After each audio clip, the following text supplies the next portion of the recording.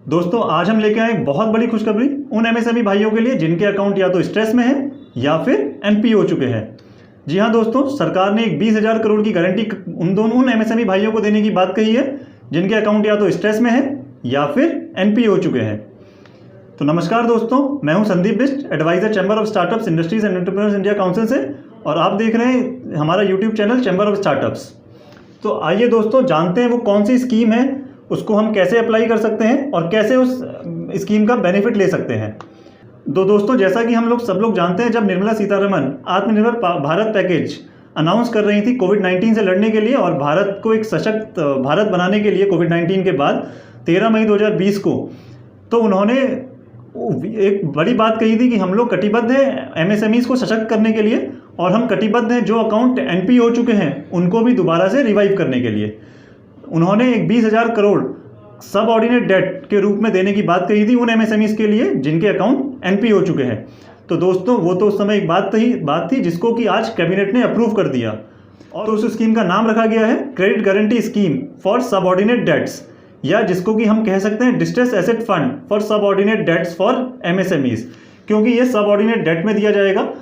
अब ये लोन तो है नहीं, अब इसको कैसे हम अप्लाई कर सकते हैं, कैसे इसको कर सकते हैं, कौन इसको देगा, बैंक देगा इसको, आरबीआई देगा इसको, मिनिस्ट्री देगी, या कौन देगा। तो दोस्तों इसमें कुछ खास बातों का हमें ध्यान रखना है। कौन इसके, सबसे पहले हम बात करते हैं एलिजिबिलिटी क्राइटेरिया की, कौन से इसमें यूनिट्स एलिजिबल होंगी जो कि इस स्कीम का फ़ायदा उठा सकती हैं।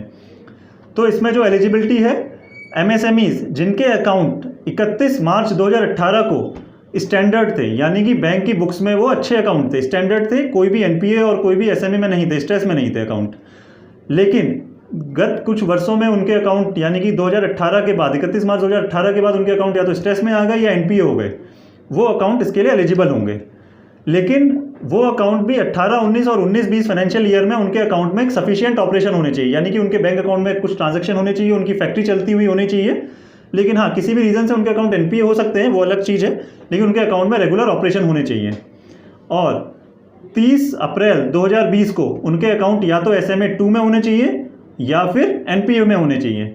अगर उनके अकाउंट स्टैंडर्ड हैं तो वो एमएसएमई यूनिट इस स्कीम का फ़ायदा नहीं उठा सकती। तो इसमें हमने दो बड़ी बातें देखी कि आपका 31 मार्च 2018 को अकाउंट स्टैंडर्ड होना चाहिए और 30 अप्रैल 2020 को आपके अकाउंट या तो एनपीए होना चाहिए या फिर स्ट्रेस एसेट अकाउंट होना चाहिए, और 18, 19 और 19-20 फाइनेंशियल ईयर में कंपनी के अकाउंट में रेगुलर ऑपरेशन होने चाहिए कि कंपनी की फैक्ट्री चल रही है और उसके बैंक अकाउंट में रेगुलर रिसीट्स आ रही हैं। और इसमें एक बहुत बड़ी बात स्कीम में कही गई है कि एमएसएमई यूनिट्स जो एनपीए भी हो चुकी है लेकिन वो वाइबल यूनिट हो, कि अगर उसमें हम कुछ और फंड डालें तो वो यूनिट चल जाए और स्ट्रेस से बाहर आ जाए।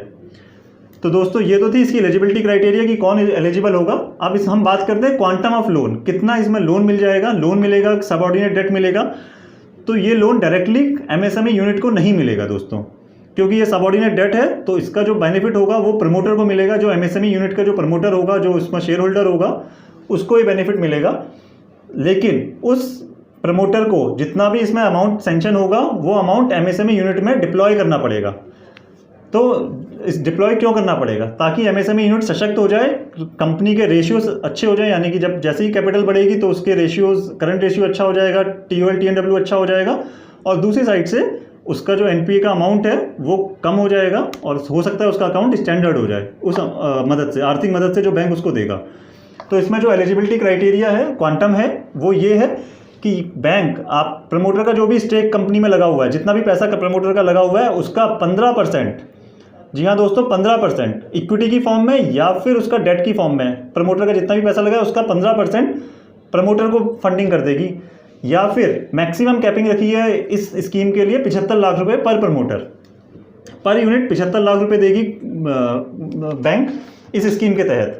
तो इसमें दो बातें हमारे ध्यान रखनी है, जो भी हमारे कंपनी में पैसा लगा हुआ है प्रमोटर का, इक्विटी की फॉर्म में या डेट की फॉर्म में, 15% बैंक उसको फंड कर देगा इंडिविजुअल अकाउंट में, या फिर मैक्सिमम 75 लाख रुपए, जो भी आपकी एलिजिबिलिटी बनती है। और आपको जो पैसा मिला आपको उसको कंपनी में इन्फ्यूज़ करना पड़ेगा इक्विटी की फॉर्म पे, ताकि आप उस पैसे को यूज़ कर सकें।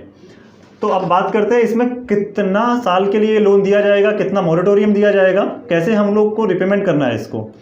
तो दोस्तों इस स्कीम के तहत बैंक मैक्सिमम 10 साल के लिए लोन दे सकता है, यानी कि हमें इस लोन को, इस सबऑर्डिनेट डेट को 10 साल में रिपे करना है, जिसमें कि दोस्तों सबसे बड़ी बात है कि 7 साल तक केवल और केवल हमें मोरेटोरियम दिया गया, यानी कि हमें प्रिंसिपल का रिपेमेंट कुछ नहीं करना।